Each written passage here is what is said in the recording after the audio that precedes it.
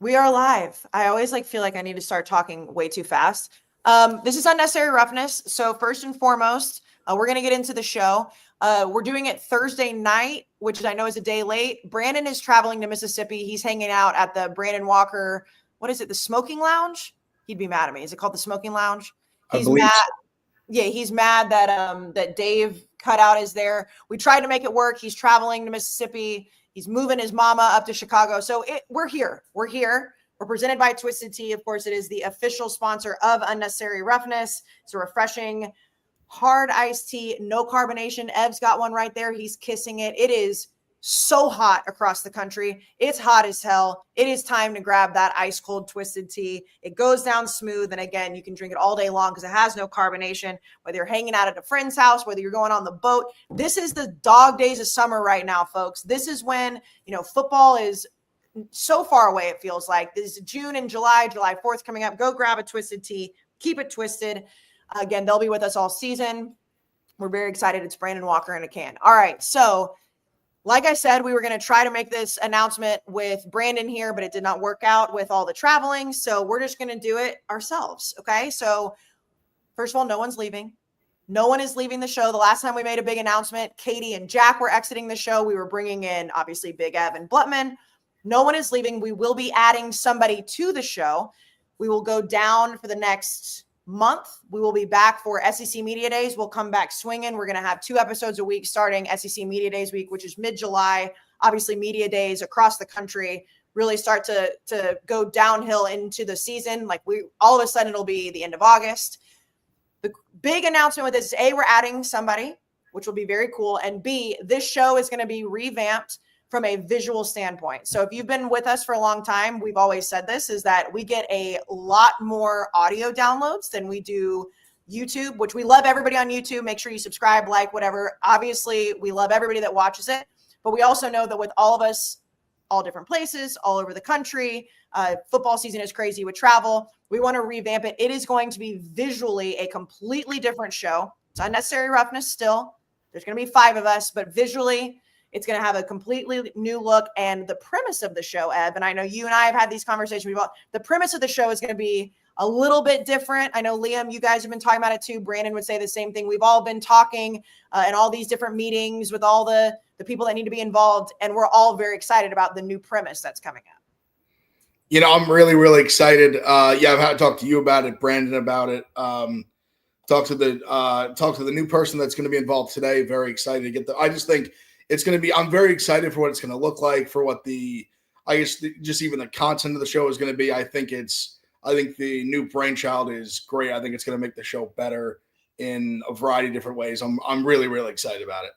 Yeah. And Blutman will get to nerd out even more, which I'm very excited about. Blutman, you'll get to, I hope you don't take offense when I call you a nerd. It's a very loving.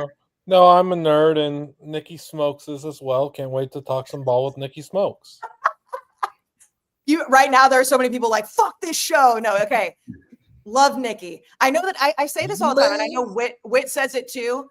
I know I shouldn't like Nikki. My as a 36-year-old mother of one, I'm I know I shouldn't like Nikki, but I do. I like Nikki so much. I don't know. He's a nice guy behind the scenes, but he is not going to be the new person on Unnecessary Roughness. Oh, he's not. News. Big news. It's not Nikki Smokes. That's one person down. Right, check him off. You want to go down the list. Nikki Smokes. I'm pretty sure he's got Beach House. Yeah, about to say when we do bring this new show live, and I say new show, it's still Unnecessary Roughness. Nothing is going to change.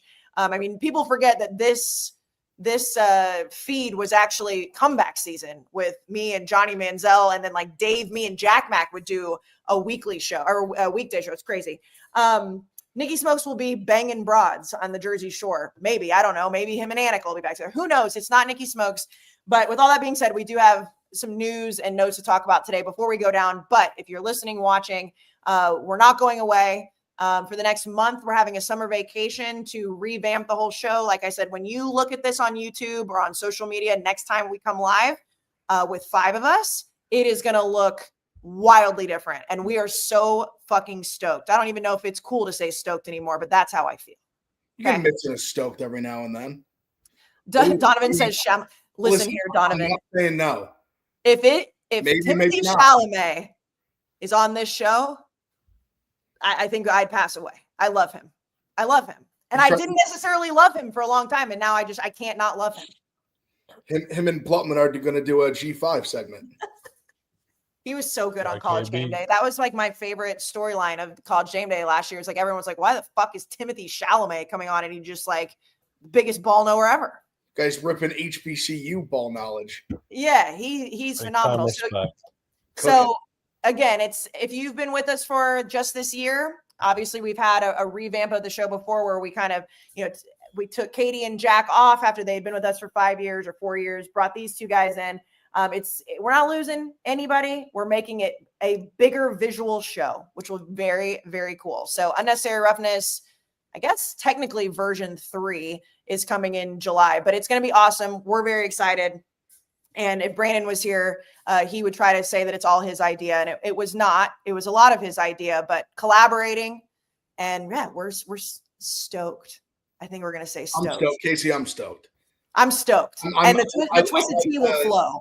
I think people are going to, I genuinely think the listeners, viewers are really going to appreciate the changes. I think they're going to like the changes. I think I just think it's going to make it better overall. I think like I said, every facet of the show, I think is going to, just revamp, like I said, visually, just everything. I think it's all going to go really well. I'm really excited about it. And Lukey behind the scenes, like Lukey will be a lot busier, but honestly, like it'll push more people that are listening to us audio to YouTube. So if you're listening right now, go subscribe. So when we go live next time, you'll see it. I did notice, and like I don't read YouTube comments because I can't. I'd go crazy. I noticed that last week the top one was Brandon really hates Kayce. That always makes me laugh. If you guys know how much this man annoys me, you'll know that the fact that we're still doing a show together means we don't hate each other, because we all, it's a family here. We love each other. I want to kill that man right now. I do. I want to kill him. I'm glad he's having fun in Mississippi. I'm glad Mama will be here to take him. I think she'll keep him calmer, maybe. I'm not sure. That's the hope. That's the hope. Blutman, have you gotten to hug Mama yet? Nah, I don't even think we met.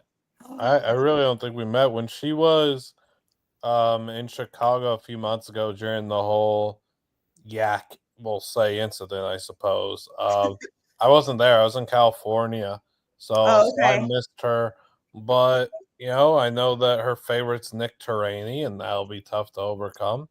So the other day, I got a text message from Mama, and it was the group text was me, Paige Pullman, and Nick Turaney. Wild group text. The big with just this. So then I screenshot it and sent it to Brandon, and he said, "What? Why? Where did you get that?" I was like, "You look like a school shooter. No offense. You look like a school shooter." Look at that. The t-shirt under the polo too. Look at that face. He's still a t-shirt under the polo guy. Oh, for sure. For sure. He just has way better hair. Speaking of, thank you to Nutrafol. Look at that. Didn't even mean to do it. We will get into ball talk, I promise, but we're going to talk about Nutrafol first. Brandon is not here to show off his amazing hair, but we recently have done some personal ads for Nutrafol. I put one out that I got ready for the Bet Gala, and Brandon was the star of the show, per usual. He had forgotten it. One of the things with Nutrafol is consistency is key. You have to take it every day, but once you do, you see changes so quickly between 3 to 6 months. You see the longer, stronger, thicker hair. Hair is an investment in yourself. Right now in the Barstool world, a lot of things going on with people calling people bald, talking about dyeing hair, the whole thing. Nutrafol can help you because it supports your hair growth from within. It targets root causes for thinning. You get visibly thicker, fuller hair in just 3 to 6 months, and you can show up feeling your best every single day. And obviously summer, you're wearing hats a lot, you're out in the sun, all the things that damage your hair a little bit more. Nutrafol can help just revitalize from the inside out. We love it. They have the men's formula. They have the women's formula. I use the postpartum formula when my son was born a couple years ago. So we are big fans of Nutrafol, and you should start your hair growth journey with Nutrafol for a limited time. And Nutrafol is offering our listeners $10 off your first month subscription and free shipping when you go to Nutrafol.com and enter the promo code UR. That's Nutrafol.com. Promo code UR, Nutrafol.com, promo code UR. Okay, like I said, just the absolute dog days of summer. Nothing is going on. Everybody, is taking their slight vacation right now before it gets into two-a-days and media days and all that. But the big news, and we knew it's been coming for a while, is the NCAA versus the House, which has a lot to do with NIL money and back pay and just everything that with the schools and athletic revenue. And Big Ev, I know you and I probably see more eye to eye on this. I want to get Liam's take first because Liam is a purist. He is a college football purist. And essentially what happened today is it completely killed amateurism forever in college football. Like that's gone now, which we knew it's been gone for a while, but now with the back pay, I think it's 2016 to 2024, it's going to be multiple billions of dollars paid out over the next 10 years. It's just simply a business now, Liam. And I know that probably hurts your heart. Yeah, I mean a little bit. I mean, at the end of the day, nothing really changes much at all, in my opinion. Yeah, it's contracts now. Yeah, they're getting paid over the table. I'm just not going to sit here and act like guys haven't been getting paid under a table and in some form for years and years and years. Money has always been a thing in college football. SMU got the death penalty because money was a thing in college football. There are dynasties that began because there was money in college football. There are McDonald's bags full of money because there has always been money in college football. This just it's just one of those things where it's the dead of the offseason and people are just going to make a big deal out of something that's really nothing and so minuscule, in my opinion. This just doesn't change anything for me at all. The only thing it does change, in my opinion, is the same trend that we've been seeing in the last few years with the complete freedom and ability to run like a cowardly dog away from a school with this new transfer portal setup, which is apparent and ridiculous. And the ability to say, hey, they're offering me $10 more there.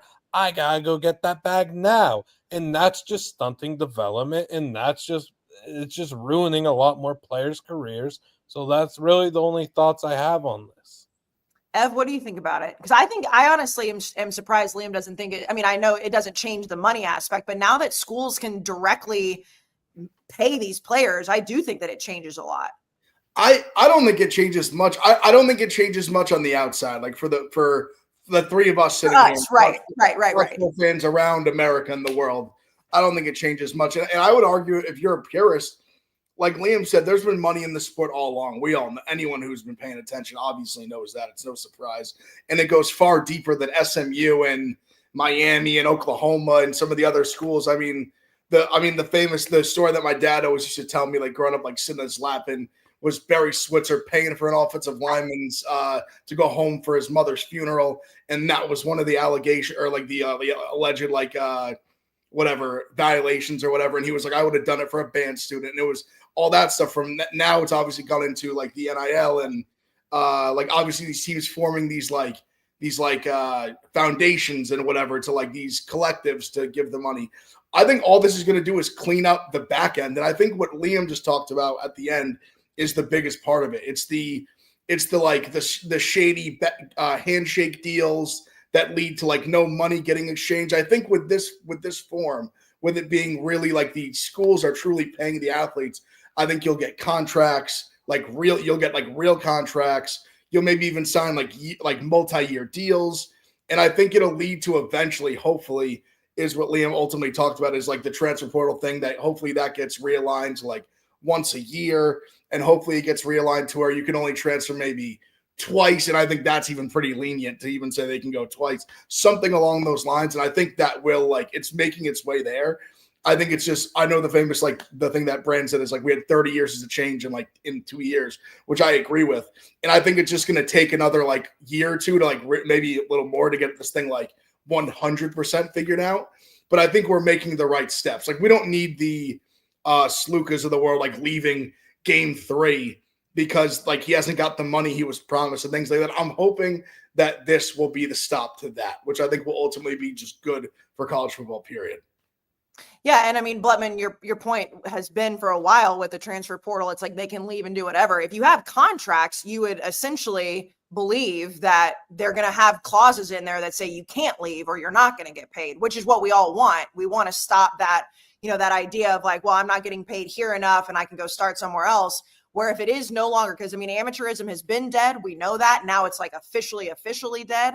that they would be able to have some sort of protection for the schools in that scenario. Kind of like, and I talk about Quinn Ewers all the time because he was kind of, the first guy to get that big $1 million payment and never play a meaningful snap for Ohio State, but still took that money from Ohio State. That's crazy. Yeah, I mean, that is, I guess, I'm looking at this from such a pessimistic point of view. I am very cognizant of that. My instant thought of the contracts is just, oh, sick. We're gonna have the first kid, is gonna like have his agent or whatever, just void the contract. He's just gonna find a way to void it, get out of it, still get money, and be able to bounce right away. That's an unfortunate reality. I just know all that stuff's gonna happen real quick, right off the bat. I hate to be looking at it from the pessimistic point of view, but it's like I don't know why all these human beings are acting like this is such a sunny, incredible day and there's rainbows and everything, when it's like, no, college football has always been corrupt. It will continue to be corrupt. It's just a lot of the corruption is going to be dealt with money going over the table now, and going to be a lot of players just using their athletic abilities and everything, and kind of having a lot more power, and they're the ones that are going to be able to make things a little bit more corrupt, in my opinion.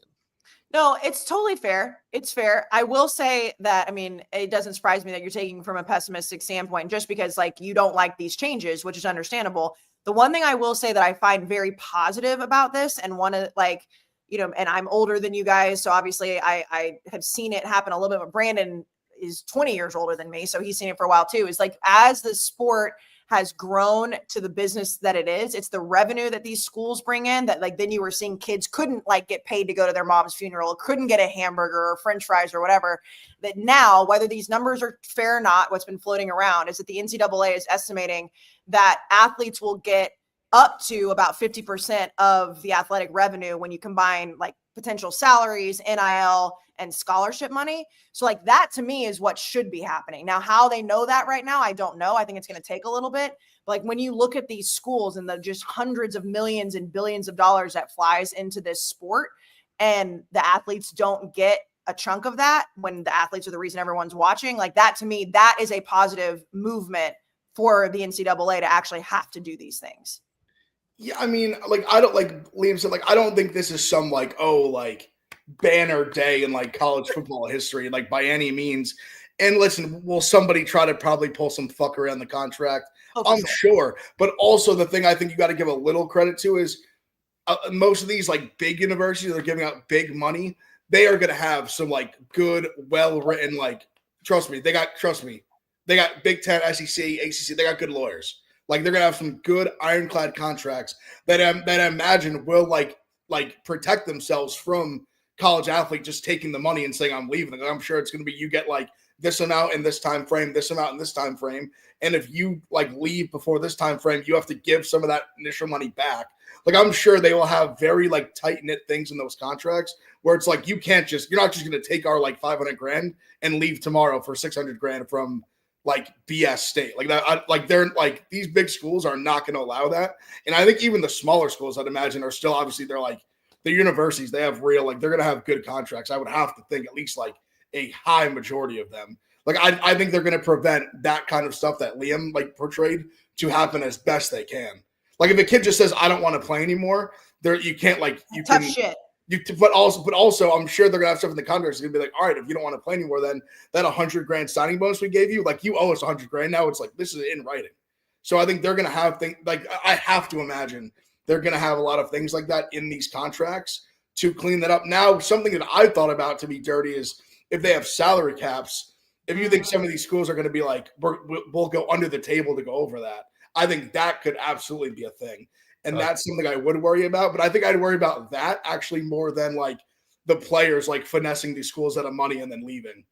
Yeah, I think that was a phenomenal point to bring up.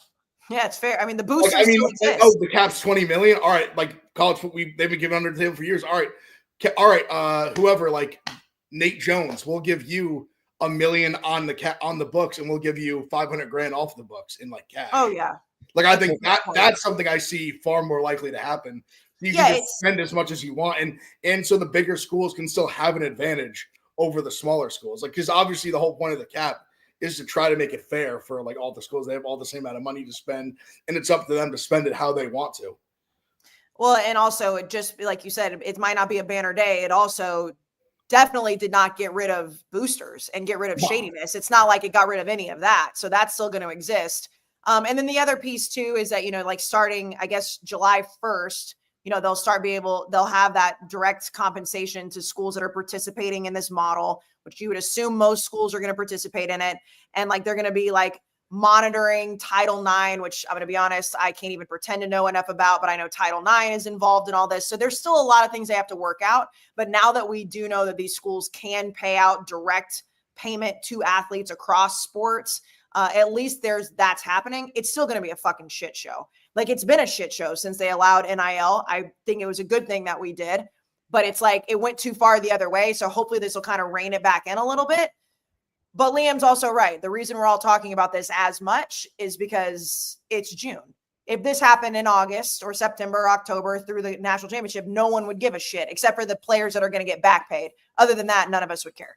It's the most bland off season, I think, in my life. It's very boring. Just point blank simple. Just so boring. Like, I'm speechless. There's nothing to. It's true. Now, honestly, Blutman, Liam, you know what we need? You want to know who rules the off seasons? Who's the best at off seasons? The NBA. If we want to fix this, which this would be horrible for teams in development, but just hear me out. If you have the transfer portal way later, have the transfer portal now. It's like free agency. I'm half joking because obviously they can't do it now. The season's in soon, but if you make the transfer portal like when there's not football, and then it's like like this quarterback's going to this school and this and that. Like we're done with that already. So now we have nothing left. That would be. Well, I mean, now that school doesn't really. It should be after. It should start after the national championship and go to like April.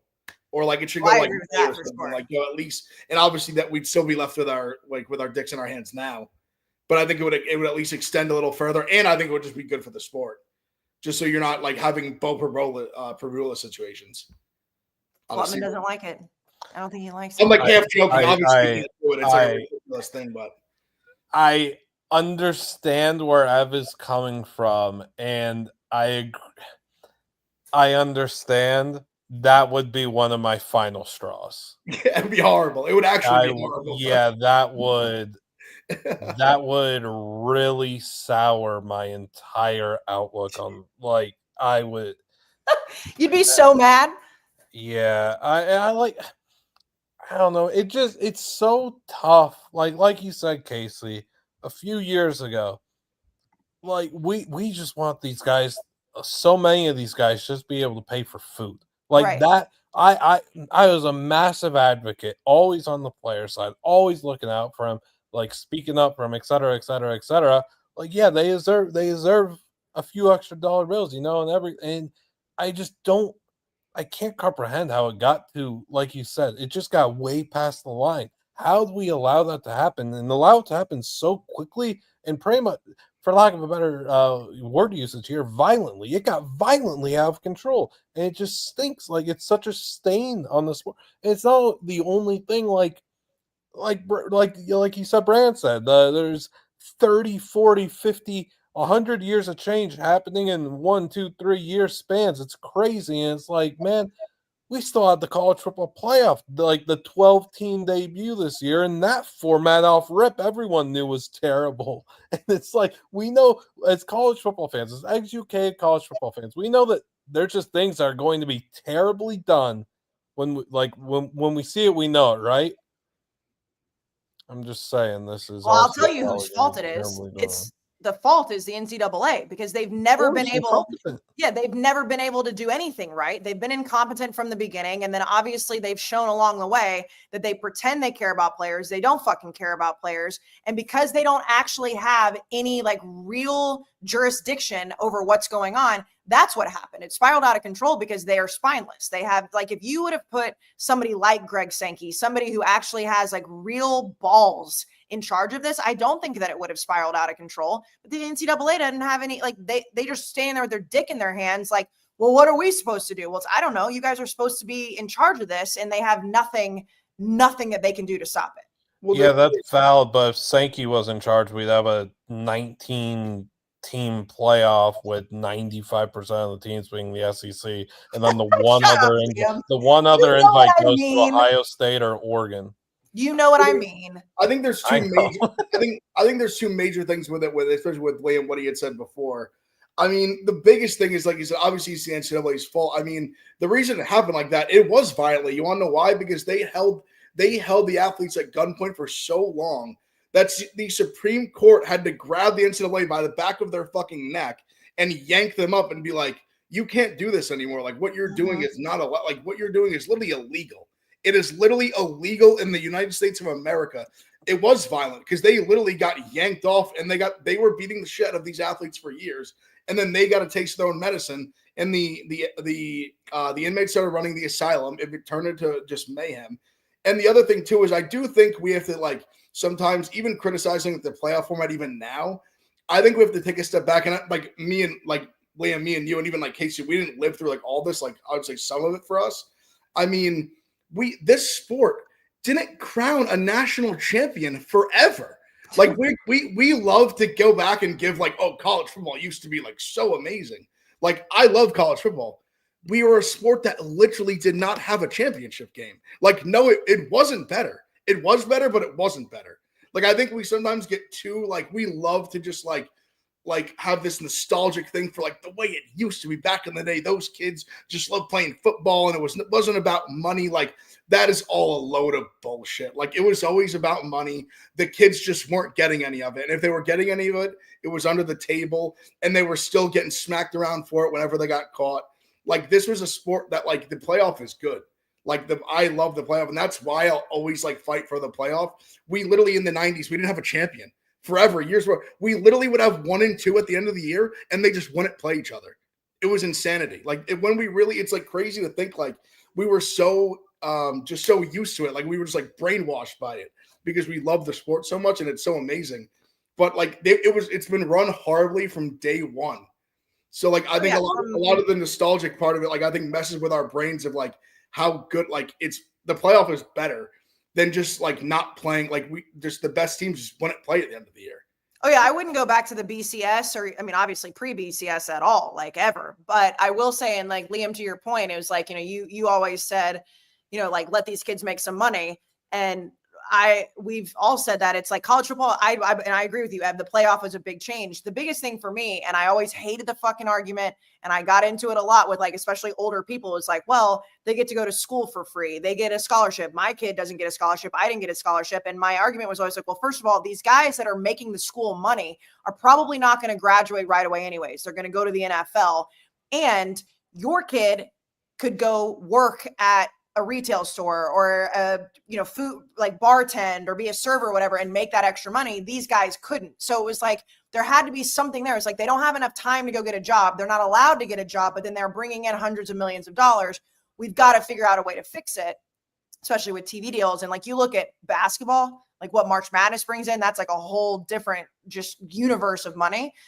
But at the end of the day, it's all changing no matter what. And I think the playoff helps the sport so much that I'm willing to sit and be like, okay, like, we're going to work this out. It's going to be worked out. It'll just be a lot slower than we want. But the NCAA, as long as they're in charge, nothing's going to get done right. So at least we're taking steps in the right direction. Yeah, I agree. No, I totally agree. I think it's at least, I'm hoping that eventually it'll kind of find its level. And we're just going through this very tumultuous phase right now. I'm hoping that it levels out at some point in the next like 3 years, I'll say. Well, hopefully for Blutman's sake, because I don't like to see Blutman so sad. But no, football, but still sad. Football's on telly in the fall, be a happy guy. That's true. That's exactly. Oh yeah, no. By the way, really, we're good. It's all. Ev and I were talking about this the other day. Like, when I was looking at the schedule, because we were kind of like starting to talk about some college football show stops, or at least think about them. And Ed was like, you see that Ohio State, Texas week 1 is in August. I was like, it actually kind of like shocked me a little bit, because normally we see like, you know, September 2nd, September 3rd, September 5th. No, baby, it's starting end of August. Like, it's coming quick. Bloodman, you got to be happy. Yeah. What is wrong with you? Are you so I tired am of happy. French Open What or do you, I something? am happy. I'm very happy. I'm ready for ball to start. Like I was ready for ball to start. You want to know what it is, Kayce? Because like we're talking ball, but we're not really talking ball. No, and we're not. And we're also and I feel the just same so way not as close. Sam. Like we're talking about ball, but we're not really talking ball. Well, No, we're not. I want to see a massive just hit stick collision over the middle by Caleb Downs coming down from the just popping someone in the mouth. That's I what love I it. want to see. And the unfortunate reality is that's 15 yards. Yeah, well, you know what, though? But we'll take the 15 yards to see that. I will say this, though, Blutman, the good news is for you is that when this show comes back in a month, we're talking ball. And now ball's not happening quite yet, but we're talking previews. We're giving our best predictions. We're talking coaches talking shit, okay? So just hold on for like 15 more minutes. And then I promise the next time you have to see our faces on this, which will look very different next time, we'll be talking ball. So speaking of food, obviously in the summer, I have a little bit more time to make my food because we're not traveling all over the country for football, but also people want to be outside more. And there is nothing better than getting your factor meals sent to you, because whether you're on vacation, whether you're traveling a lot, whether you just have all your kids are home from school, whatever it may be, you just don't have time to go to the store, make a meal, and know that it's nutritious and healthy. And Factor can do it for you. So instead of spending hours getting ready for that meal and cooking inside, you can get your Factor meals. They're ready in 2 minutes in the microwave. They arrive fresh, never frozen. They're ready to eat. And it's perfect for any active lifestyle. I know they're great for if you're trying to start to work out or you're trying to lose weight. They're also just great to have those options in your fridge. And you get 45 weekly menu options. So you can go through and kind of pick what fits your taste, what fits your household, what fits with your lifestyle, whatever you're trying to do. Of course, they have Calorie Smart, Protein Plus, Keto, and more. They have breakfast options. They have lunch options, dinner, dessert, even appetizers.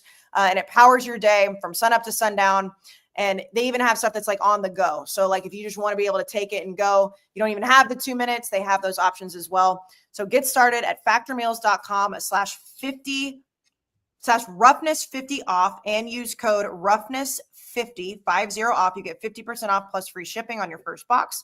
That's code roughness50 off at factormeals.com/roughness50 off. Factormeals.com/roughness50 off.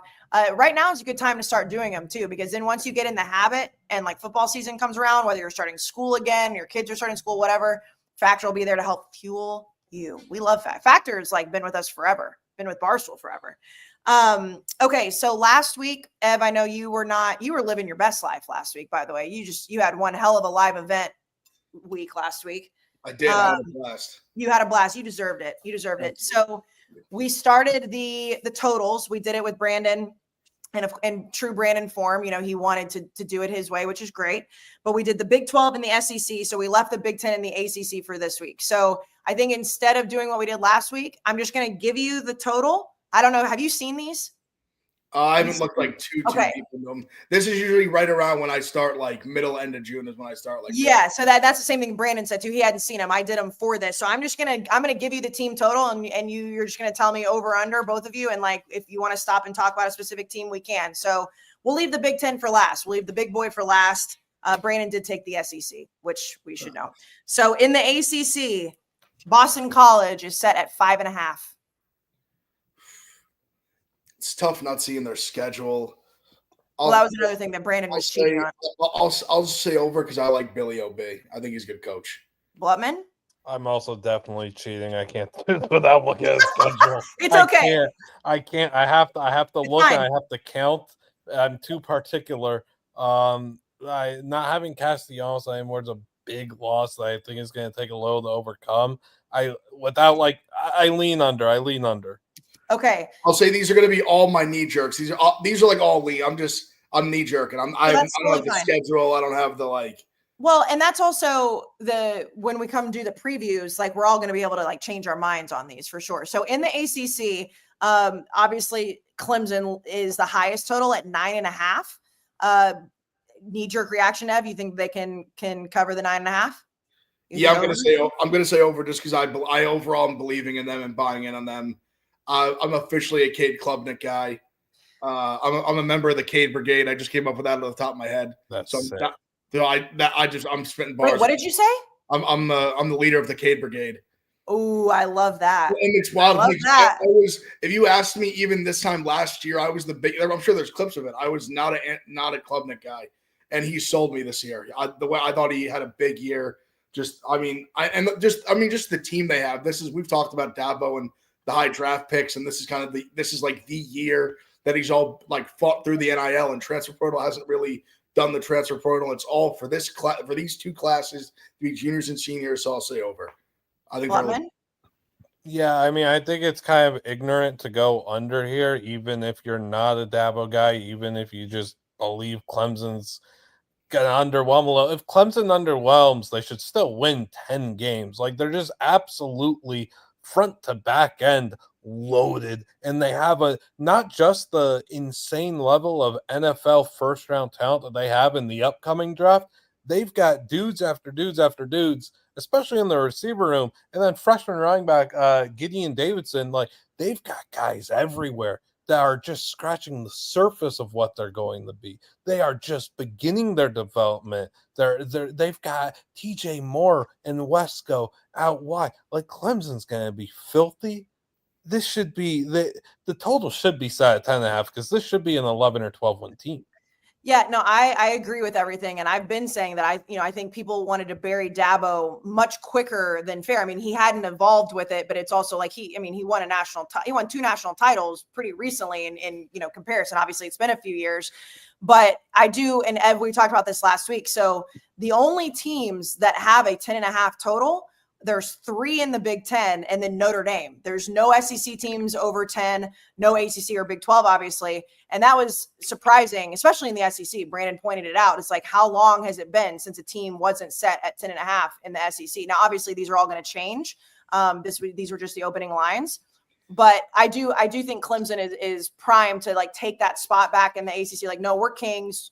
Dabo's still a national championship winning coach. Like, he doesn't have to evolve as long as he coaches with his guys. But I pulled out 3 that surprised me, though, because we've obviously had, or not necessarily surprised me, they stood out to me, I guess.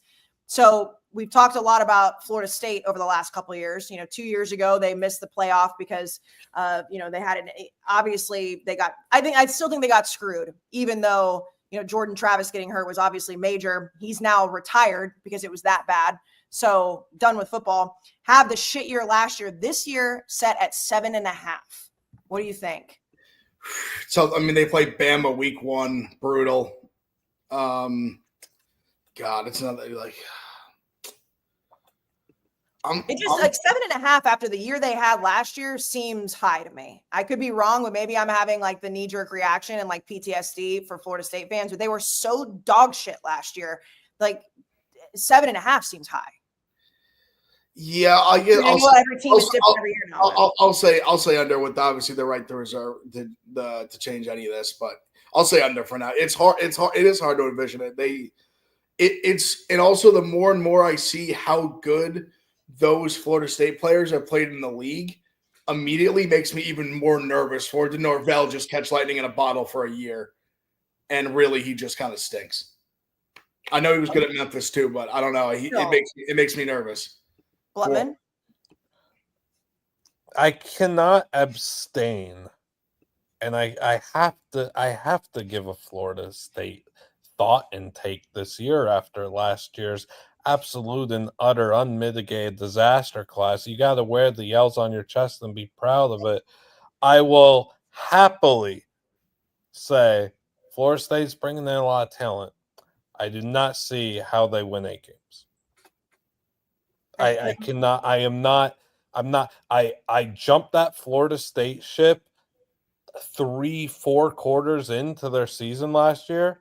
I was all over Boston College to beat them on that Monday. Like, I jumped off that ship real quick. There is not enough for me to say, hey, yeah, they could win. They could completely flip the script, win 8-9 games. It has that. If it happens, like, cool, congrats, good job. I do not foresee that happening. This is whenever we get to the previews in like July and August, Ev, this is going to be where it's like, the PTSD spite pick from Blutman. Like he's going to be like, he was so high on Florida State that there's nothing that they could do to bring him back until he has to admit it. And I appreciate that. I'm the same way with teams. Like I've done that my whole college football career where it's like, if a team fucks me that way, I don't pick them the next year because I can't trust them. So much of the Florida State thing was also just that I knew that the ACC was going to be utter garbage. Mm-hmm. And and still, they were just the most garbage of it all. I still don't believe, sometimes, at least in my lifetime, that I've been watching all sports, not just college football. I can't remember a bigger 180 in an offseason the way that Florida State had between missing the playoff, getting screwed out. Like you have half the world of college football saying they should be in to what they put on the field last year. It was an utter dumpster fire. I've never seen anything like that. No, I don't think we have, Kayce. I don't think, like, obviously we've seen teams like even like an LSU situation, like win the national title, Coach O's fired a year and a half later. But even their fall off was winning like 6-7 games. Right. Like it was, I mean, what did they win? 2-3 by the end of the year? The most exciting storyline was somebody they were like, who they beat? They beat Cal. They beat like Georgia Southern, somebody like that. It was 2 wins. Two wins. They beat, like it was. I mean, I don't think we've ever seen a team that the year before was a legitimate national title contender. We were talking about be like the worst team in a power conference. Like it's unprecedented. We were talking about lawsuits for keeping them out of the college football playoff, like people suing, like the government suing people is crazy. And then you just roll that garbage out. So I agree. I'm going to take the under. Another one that stood out, Carson Beck now at Miami. Obviously the ACC being garbage last year, Miami was kind of front and center in some of that. They're set at 8.5. Blutman, I'll have you go first. Carson Beck has never been a needle mover for me. And it's like that. They have such a seismic downgrade at quarterback, in my opinion. And Cam Ward won them a lot of games. Oh, their defense was shit. And what's the number here? 8.5. 8.5. I would lean. I'm not looking at the schedule. I'd lean off the top of my head and say 8 wins. They just find ways. Like Vince just said in chat, good call there. They find ways to lose games that they should not lose. They find ways to have the Miami meltdown. So I lean towards the under 8.5 there. Big F? Yeah, I'll say under 2. I agree with Liam. I think Beck. I don't like hate. I think Beck has gotten so much hate that sometimes I find myself defending him slightly. But if we're comparing like him and Cam Ward, I mean, it's not even close. Right. And I also think he was just in a better structure at Georgia. Like just everything about it was better. I think not having this great defense, like may or may not have a great O-line. I know Miami had some good offensive linemen this year. They had some draft picks, but I don't know. I just don't see them like Liam said. Like I think Cam really without Cam Ward, if they just have even a slightly above average like Power 5, Power 4 quarterback, they win probably like 6-7 games. So I think that very well might be where they end up here. I think Beck's slightly better than that, but not a lot better. And then the last one that stood out for me, obviously a ton of attention on North Carolina. North Carolina's opening line was 7.5. So, we know that all the offseason stuff has been about Bill Belichick's relationship and blah, blah, blah, whatever. Still one of the greatest coaches ever. Coached in the NFL, though. Like, do you think 7.5 for first year in college as a head coach is attainable, Ev? This can't work, right? Like it can't, right? Or can it? Like, can it? I mean, I think that it can, but I think that's also just because I just love Bill Belichick, I guess. But like, it's hard to fathom in year one. I mean, 7.5 is obviously, like winning 8 games your first season as a head coach of a program like North Carolina. It's not like he's walking into, like what Nick Saban left at Alabama. I mean, he's done fine in recruiting and getting guys in the transfer portal. Winning 8 games your first year as a head coach in college, I don't care who you are, seems pretty hard. Also, I mean, let's talk about why he got ran out of the NFL. Because his player evaluation was atrocious. And I think that's can be a big part of this. Obviously, you're literally handpicking your players. I mean, he was so bad at, especially skill players, was horrendous at evaluating them. I mean, at every receivers to obviously like Brady was there way before, but I mean, even wanting to get rid of Brady so early. Not that I don't know how much that matters with but I think just general like player evaluation. He was bad at drafting. He was a really bad drafter that led to them having bad roster, bad team. I think he's like one of the great defensive X's and O's guys like ever of all time. So I think he will help in that front, but I'll say under because I don't know if he can evaluate talent. I mean, yeah, when they brought in Jimmy Garoppolo, like that was when they were like, oh, well, Tom's probably gonna be done. And he went off and, won a couple more Super Bowls or at least one more, I think 2 more. But like to me, Tom kind of like closed that argument of like who is to, to not like who's part of the dynasty, like do you give the most credit to? Tom goes to Tampa Bay, wins another Super Bowl. Bill Belichick's now coaching at North Carolina. That's not to take away, everything that Bill Belichick did, but there is a reason that he's coaching at North Carolina and not in the NFL. Liam. I lean towards the under, but I do like pieces of their offensive line. I'm a big Gio Lopez guy, lefty that just absolutely slings the rock all over the field. They got some pretty solid wide receivers. Jordan Shipp could be a guy that makes a big breakout in his sophomore season. I think their offensive line's pretty solid, and UNC they've been churning out very high quality running backs. I think Belichick could keep that going. Mm-hmm. I think that there's more promise on the roster than it leads on one to believe. However, it's just a lean to the under. I have no strong opinion because it's such an unprecedented situation. And Jordan is running the show. I knew it. Like, I mean, hey, is she coaching? Is she not? ACC Coach of the Year. You heard her voice. And also, I totally forgot they got Gio Lopez. I am a big Gio Lopez guy. He got dudes. Lopez is good. I'm a big Lopez guy. Huge Lopez guy. It's just hard. It's just hard for me to even picture Bill Belichick like doing the stuff that you have to do in college football to like keep college kids like even remotely like happy and wanting to play. But he is, especially defensively. Like you said, Ev, he's one of the best X's and O coaches there is. So it'll be interesting to see. I just think 8 games in general. But if you're going to do it in a conference, the ACC is a more favorable conference than if it was in the SEC or the Big 12 or even, or the SEC, Big 10, even the Big 12, because the Big 12 right now is just kind of all up in the air. Before we get to the Big 10. So obviously Stanford has the lowest total. It's 3.5. So poor Stanford. But other than that, those are the 3 that really stood out. And when we get to previews, we'll go through all of them. But like, it didn't surprise me whatsoever that Clemson was alone at 9.5 and Stanford was at 3.5, and everybody else in between. Poor Stanford. I know Blutman loves Stanford. The least toxic program in college football. They got a lot going for them. That's true. Okay, before we finish out and close out with the Big 10, we got to talk about Chubbies. As I mentioned earlier, sun's out. Not only should the guns be out, the thighs should be out, Ev. We know this with Chubbies. Chubbies has some of the best shorts possible, no matter how much thigh you want to show, whether you want a 4-inch inseam, 5.5 or 7-inch. They have the stretchiest fabric. They have ultimate movability and flexibility and maintain that perfect tailored fit. That's so key with these shorts. They have the performance polos, but most importantly for this season right now, they have the Chubbies Classic Lined Swim Collection. It's the top of the men's swim gear game. They are amazing. So whether you're at the beach, whether you're on a boat, whether you're at the pool, or you're just going to be on a vacation, you want that quick drying 4-way stretch fabric. That's the best damn swim trunks in the game right now. They're ultra vibrant. Like when you see people wearing Chubbies, they're Chubbies, and the quality is unmatched.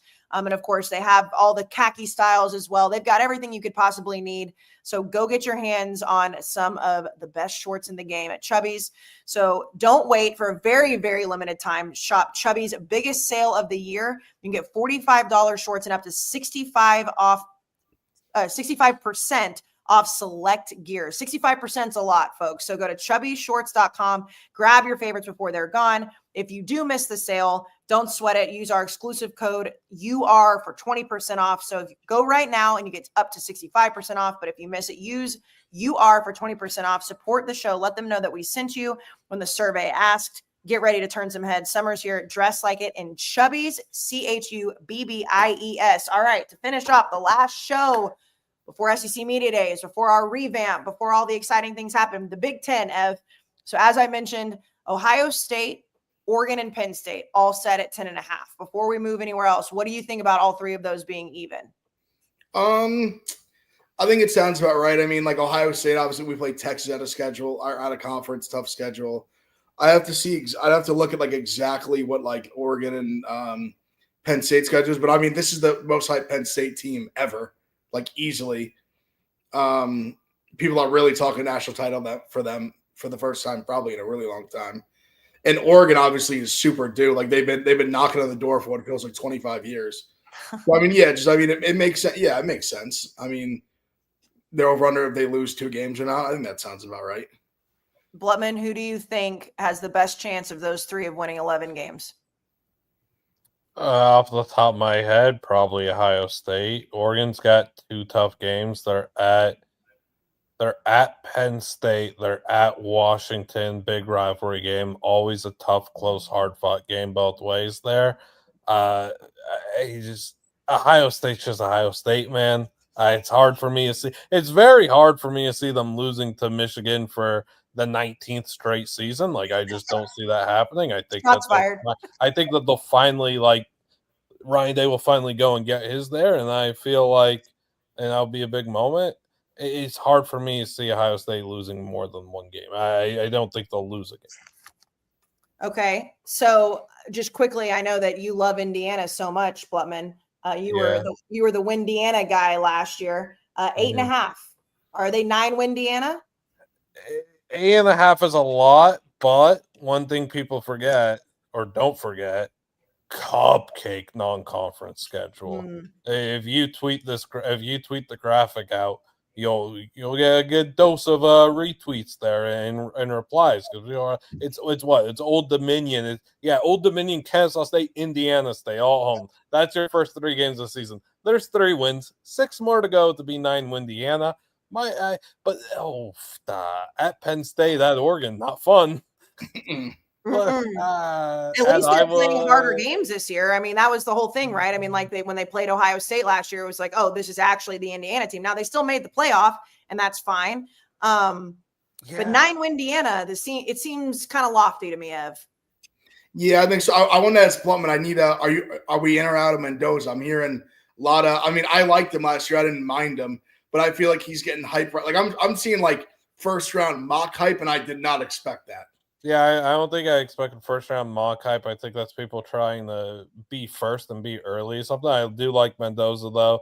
I'm excited to learn more about his brother, too, who's going to back him up. I've heard really good things about Mendoza from Kayce as well. He's big on the kid. I talked to another quarterback in college football, and he's a Mendoza guy as well. So, like, Mendoza's got a lot of fans, both of them. Back to like the whole Indiana thing. Big reason why I was so big on them last year was because of the schedule. Right, for sure. So like, I think that they could I think Indiana could be a good, like, on the good side of a 8-win team. Yeah, I don't think there's anything wrong with that. No, there's nothing wrong with that. Nothing wrong with that at all. 8.5 is high. Okay, Ev, a lot of pressure on Dylan Raiola, Nebraska. They're always hopeful. They're winning the national championship every year in their heads. They're set at 7.5.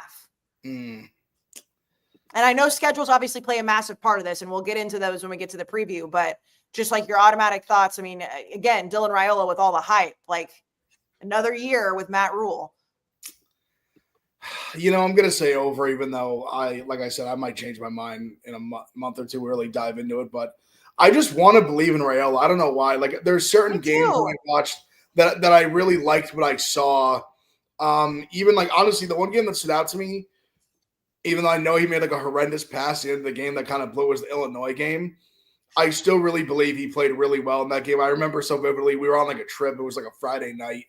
We were doing like a show somewhere. And I remember being in the hotel room watching that game and being like, he just made I know he missed one really big throw, but he made a lot of like really good throws, really good decisions. So I want to just believe in him. So I'll say over just to buy in like him. I'll just buy like some Raiola stock this season. Blutman? Yeah, I'd like Raiola to be good as well, but the Mahomes stuff is just it lives around. It's creepy, man. I don't I like wish it that. wasn't that way. No, it's for me the Nebraska thing is simple. It's an under, and it doesn't matter who's on the schedule. They could play 9 Group of 5/FCS teams on their schedule, then 3 Big Ten teams, and they would still find a way to win 6 or 7 games. Like that's just who 5, 6, 7 games. Like that's just who Nebraska has become. Throw the schedule away, throw the amount of talent away, throw the coaching staff away. Nebraska's new Nebraska is we win 5, 6 games. That's what we do. So I'll throw Nebraska back into that range once again. And until they prove me wrong, they're stuck there. Oh, I don't blame you. But that has to hurt their hearts. I feel like we could go through a lot of these, but I want to save some of this stuff for the previews. So listen, we're going to be gone for a month. If you missed the beginning of the show, we mentioned we are coming back bigger and better than ever. Brandon right now is in Mississippi. He's sad that he couldn't be here. Well, he's probably not that sad because he didn't have to sit and brag, forever. But we will come back. I think it's July 14th is the week of SEC Media Days. And obviously the Big Ten Media Days and all that. We will be adding one more person. And from a visual standpoint, this show is not going to look familiar to you guys at all. However, everything is going to stay the same. So if you're subscribed on our feed, wherever you listen to your podcast, obviously YouTube, social media, that's all going to stay the same. But it's going to be a new format of the show. We're super excited about it. We hope you guys have a good month, good 4th of July. Grab your twisted tea. Thank you for your patience with us. It's been the dog days of summer. There's not been shit to talk about. And you guys have been showing up to listen and also showing up on YouTube. So we really appreciate it. Any last words for the summer, boys? This is big. We're not going to talk to these people for a month. Both of you are just shaking your head. Both of you are like, nope. I think it's just the Birdman hand rub meme. This is the calm before the storm. Gonna lay low. Gonna sink our teeth into the win totals and just knowledge and just magazine. I can't wait for the Pick 6 previews mag. Oh, that's my favorite. I got the athlon, even though I don't really care about the athlon, just to scratch that magazine itch, just to have one in my hands. But I can't wait. I can't wait to come back. SEC Media Day, full frontal, just dive in head first. Dive in. Yeah, the Pick 6 is my favorite too, but we were talking about it last week. Brandon had his athlon too, and I thought it was the earliest he'd ever gotten it. And then Blutman, I know you're ready to watch some ball. We've got Lukey behind, on the ones and twos back there. We're so excited for what's coming. We have a meeting next week for the graphics for it. I'm I want to spill all the beans and I can't. So anyways, we're thankful for you guys. Have a great summer. If you need to go catch up on old episodes, they're all still going to be there. Everything's going to be great. Brandon is moving mama right now. He says thank you as well. And that is Unnecessary Roughness. God bless.